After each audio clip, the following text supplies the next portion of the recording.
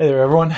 Today we are diving back in to another lesson from the Adventure Photographer's Playbook.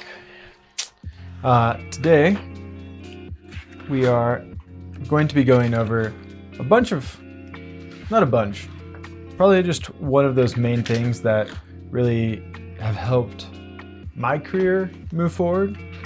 But the biggest thing is what it really looks and feels like to be a leader in the photography world when you're on set, on a project, things of that sort. So one of the big things to remember is, as a photographer, you are the leader of the shoot. Now, what that really means is, like, you are there photographing and you're orchestrating the talent and all of the other aspects that are there. But then there's also people behind you that, while you're in charge of everything in front of you, they're going to be kind of reviewing everything. And so it's your job to also be checking in with them. So to give you kind of an example, if you are doing a catalog shoot for an outdoor brand, so you have to remember this is going to be on the larger side, like a larger brand in the space. So your North Faces, Patagonia, Cotopaxi's, brands like that on the pure adventure side. But then on the other side, you have like more on the travel side of things. So think about like G Adventures or cruise ships, tourism boards, kind of that grouping. The photographer being there is going to be the one in charge of the shoot, but then they're still reporting to other players like the creative director, producer, whoever the brand has kind of sent to the job. So this is that's one thing to remember and to think about, because your skill as a photographer isn't, once you move into the commercial world and into the larger space of the commercial world, your job isn't just taking photos. And to be honest, that's at that point, taking photos is maybe 30 to 40% of the job.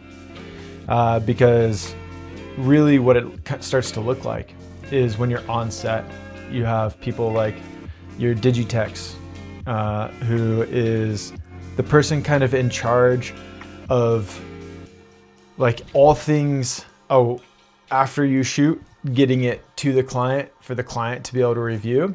And they're like a super helpful person for you as a photographer, because they might be the ones that are checking your focus if you're shooting tethered and things of that sort, which if you're in the outdoor space, like shooting a catalog, you're probably not going to be shooting tethered. But if you are like maybe doing like a luxury cruise ship, you might be shooting tethered. I would say that'd be pretty unlikely. If you're shooting a tourism board, 100% you would be tethered. But yeah, so kind of gauge, kind of going back and forth. If you're automotive, it depends. Some of them you would be, some of them you won't be. Just depends on the nature of the shoot. And so let me kind of break that out really quick of what I mean by the nature of the shoot, and also what is shooting tethered. Shooting tethered means that your camera has like a cord into it. Sometimes it's Bluetooth as well, but for the most part it's a cord, and it runs to the Digitech station. And then in that Digitech station, there's like a bunch of people reviewing, and each photo pops up on a TV screen. And that's kind of that. But then you would have, the reason you have it tethered is the art producer or creative producer, creative director, whoever is there from the brand kind of reviewing. It's popping up on the screen so that they can kind of say like yes or no if those photos are working. And what I mean by working is like, are they happy with the image? Because at the end of the day, it's the image for them, for that client. So that would be kind of the bigger side of that. And then the practicality of shooting tethered, like if you're on the side of a mountain doing something sick, there's absolutely no way that you're gonna be tethered. But if you are like, I mean, I guess if you're doing like a skate shoot in a backyard, you might be tethered. Tethers they can be up to like 200-ish feet. So that could work. If you're doing like a fitness shoot, you're probably only 100% tethered. Automotive is tricky with being tethered. So yeah, that's kind of like a little bit of a wormhole about what's like ins and outs of what's kind of happening, but like on a larger photo shoot. But the thing to really be thinking about is your leadership skills. And that's really what we're trying to like talk about here. So there's a few assumptions. First assumption is that it's a photo only shoot. If you're kind of photo and a video shoot, and you have like a video team and then the photo team, that's slightly different because the photo team will then talk to the director. So there's quite a bit of going back and forth there, but I do think in terms of focusing solely on just a photo shoot only, so like a catalog shoot or something of that sort, that is where you're really looking at being, as the photographer, being the leader. And your leadership skills really have to develop from being essentially nothing. So what I mean by that is like, you may have never led a team before. You may not have done any of those things. Hi, Chestnut. You want to say hi? Chestnut says hi, everyone. He says hi. Oh, yeah. All right. Go back and lay down. Yeah. Go lay back down. Yeah, you're a good boy. But what you have to be ready to do is to help out with, you're leading a team, right? And so essentially it's like, if you want to think sports analogy, it's like you're the quarterback. And then the rest of the team, like that I talked about, might be like the coaches that are kind of calling the shots. And then the QB is the photographer. And then going out to the rest is the rest of the team, like the Digitex, the talent, the, all of those, like your assistant, the lighting team, all of that. I will say in today's world, photography shoots are getting smaller and smaller and smaller. And so you know, instead of a team of, having like 15, 20 people, you're probably going to have a shoot of 5, I wouldn't be surprised. You plus a couple talent, that's what a lot of shoots are kind of happening these days.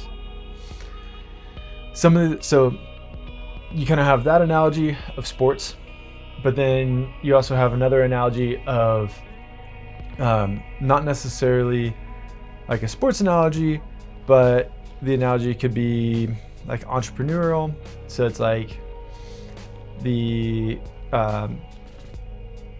photographer would be like the CEO, kind of holding the direction, kind of showcasing how and what to do, kind of delegating tasks, but then has their hands in like the business this being like snapping photos. And then like your board of directors would be like all the producers and stuff like that kind of like report and talk to the CEO, and then the CEO kind of delegates out from there. And so really what it comes down to is you have to be able to manage those people.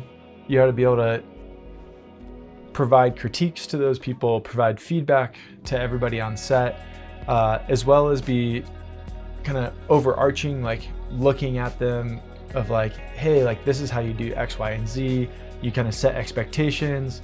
And so some of the things that I've learned that are very helpful just to create like a really good and healthy environment for shooting projects is always start with like a meeting and just go over everything, get everyone on the same page. And what I mean by a meeting, this could be just like a pre-shoot huddle, just super fast. Like, hey, like, you're about to start shooting and it's like, hey, everyone, let's group up.